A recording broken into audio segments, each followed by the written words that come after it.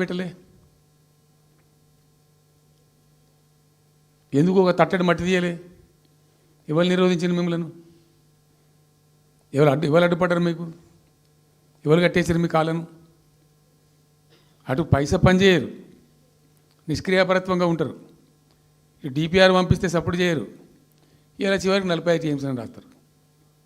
అంటే ఏం కాబోతుంది? ఎవరో ఒత్తిడి ఉంది దీని వెనుక? ఏం కుట్ర దాగి ఉంది? ఇది 2 ఏళ్ళ నుంచి నేను మౌనం పాటించి చూసుకుంటూ వస్తున్నాం.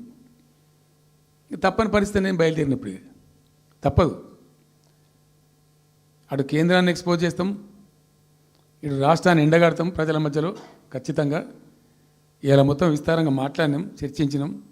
చాలా పెద్ద ప్రజా ఉద్యమాన్ని శ్రీకారం చుడతాం. కంపల్సరీ పాలమూరు, రంగారెడ్డి, నల్లగొండ జిల్లాలలో గ్రామాన దానికి పోస్టర్ డిజైన్ అవుతుంది, కరపత్రం డిజైన్ అవుతుంది. ప్రజా ఉద్యమాలు చేస్తాం, పెద్ద బహిరంగ సభలు పెడతాం. నేను స్వయంగా అటెండ్ అవుతున్న బహిరంగ సభలకు. ప్రజాక్షేత్రంలో ఈ ప్రభుత్వం యొక్క నిష్క్రియాపరత్వాన్ని ఎండగడతాం. ఇప్పుడు వాయిస్ అయితే తెలంగాణకు, మరి తెలంగాణకు ఉన్న ప్రభుత్వం మాట్లాడకపోతే ఇంకెవరు మాట్లాడాలా? మాకు 2 బాధ్యతలని. ఒకటి తెలంగాణ తెచ్చిన పార్టీగా, రెండవది ప్రధాన ప్రతిపక్షంగా కూడా కంపల్సరీ మా డ్యూటీ మేము చేయాలి. అందుకోసం గాను వీళ్ళు ఏదో తమాషకు మేము అదోటి ఇదోటి అడ్డం పొడుగు మాట్లాడి, కిరికిరి మాటలు మాట్లాడి, ఈ కారు కూతలు కూసి ఏదో చేస్తామనుకుంటే నడవదిగా. ఈ ఏళ్ళ దాకా వేరే కథ, రేపటి నుంచి వేరే తోలు తీస్తాం ఎక్కడికక్కడ. ప్రజలు ఖచ్చితంగా ఎక్కడికక్కడ నిలబెట్టే ప్రయత్నం చేస్తాం.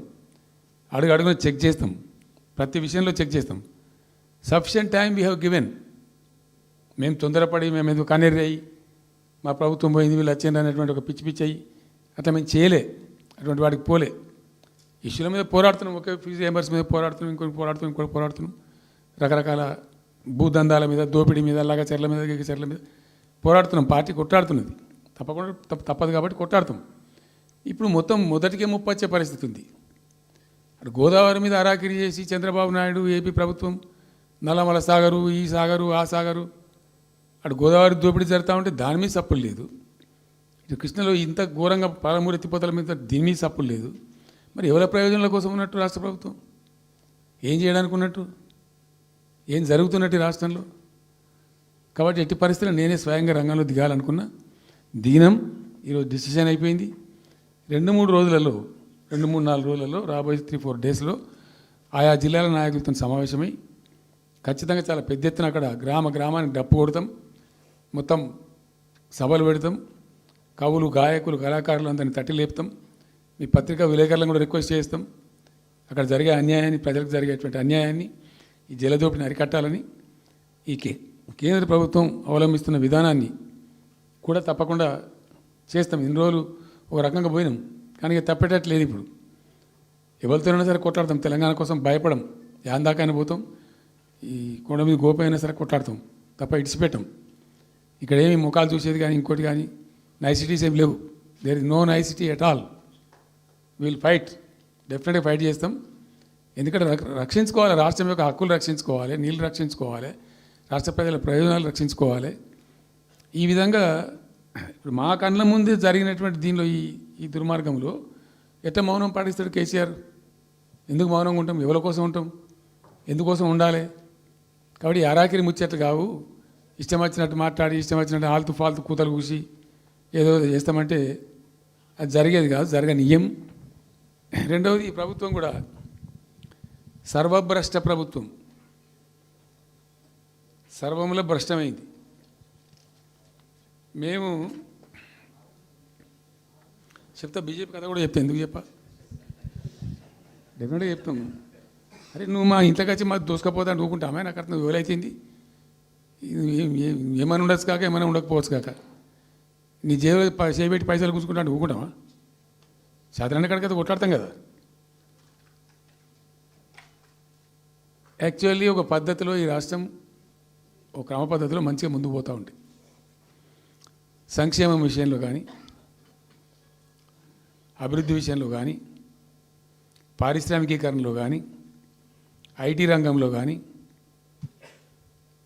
క్రైమ్ తగ్గించడంలో కానీ, లా అండ్ ఆర్డర్ మెయింటైన్ చేయడంలో కానీ ఒక ఒక మంచి పద్ధతిలో పోతూ ఉండే. ఇవాళ ఏందండి, జంట నగరాలలో పట్టభాగాలు నడి రోడ్డు మీద హత్యలు జరుగుతున్నాయి, అడిగే దిక్కు లేదు. మానభంగాలు జరుగుతున్నాయి, రేపులు జరుగుతున్నాయి. ఎన్సీఆర్బీ రిపోర్ట్ ప్రకారంగా 20% క్రైమ్ రేట్ పెరిగింది తెలంగాణలో. పీస్ఫుల్ స్టేట్ ఉండే, ఫ్రెండ్లీ పోలీసింగ్ ఉండే, అవన్నీ ముఖ్యమైపోతున్నాయి ఇవాళ తెలంగాణలో. చూస్తున్నాం మేము, మనం పాటించడానికి చూసుకుంటూ, గమనించుకుంటూ, రికార్డు చేసుకుంటూ అని చర్చ చేస్తున్నాం. ఎప్పటికప్పుడు పెరిగిపోయినాయి. వాగ్దానాలు ఏంటంటే వీళ్ళు చేసినాయి, మంచిగా ఉన్న ప్రజలను,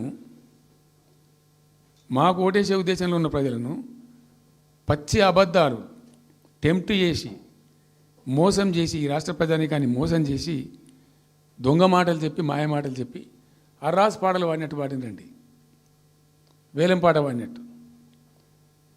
కేసీఆర్ 10,000 ఇస్తాడు రైతు బంధుకు, మేము 15,000 ఇస్తాం. మహిళలకు 2,500 ఇస్తాం. కేసీఆర్ కళ్యాణ లక్ష్మి ₹1,00,000 ఇస్తాడు, మేము తులం బంగారం కల్పిస్తాం. మీరు పెళ్లిళ్ళు చేసుకోకుండా ఆపుండ్రి.